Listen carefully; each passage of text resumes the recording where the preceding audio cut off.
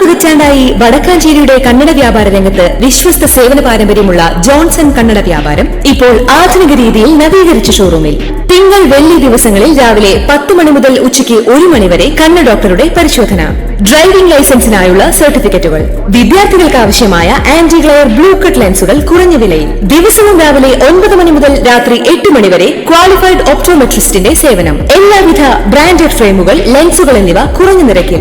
Johnson Kannada വ്യാപാരം, John's tower, divine ആശുപത്രിക്ക് എതിർവശം, Vadakkanchery. Phone 94963474. സ്മൃതി സാംസ്കാരിക പൈതൃക പഠനവേദി സംഘടിപ്പിച്ച ഗിരീഷ് പുത്തഞ്ചേരി അനുസ്മരണം കഥാകൃത്ത് VM ദേവദാസ് ഉദ്ഘാടനം ചെയ്തു.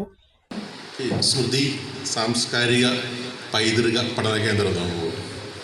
ഈ സാംസ്കാരികവും പൈതൃകവും അങ്ങോട്ടും ഇങ്ങോട്ടും പലപ്പോഴും ചേരാതെ വരുന്ന രണ്ട് വാക്കുകളാണ്. കാരണം സംസ്കാരത്തിന് എപ്പോഴും ഒരു ഒഴുക്കുണ്ടായിരിക്കും, അതൊരു മുന്നോട്ട് പോക്കാണ്.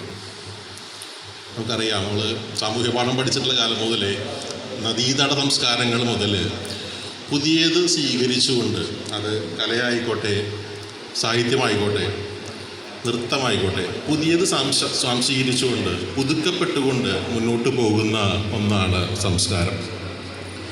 പൈതൃകം പലപ്പോഴും നമ്മളൊന്ന് പിന്നോട്ട് തിരിഞ്ഞു നോക്കാൻ പ്രേരിപ്പിക്കുന്ന കൂടിയാണ്. അപ്പോൾ ഇത് രണ്ടും ചേർന്നാലാണ് ഒരു തരം ബാലൻസിങ് പൂർത്തിയാവുള്ളൂ. നമ്മൾ എന്തായിരുന്നു, എവിടെ നിന്നായിരുന്നു തുടങ്ങിയത് എന്നൊരു ഓർമ്മപ്പെടുത്തലിൻ്റെ കർത്തവ്യമാണ് പൈതൃകം പലപ്പോഴും നടത്തുന്നത്. എന്നാൽ സ്മൃതി പ്രസിഡന്റ് ജോസഫ് പൂമല അധ്യക്ഷത വഹിച്ചു.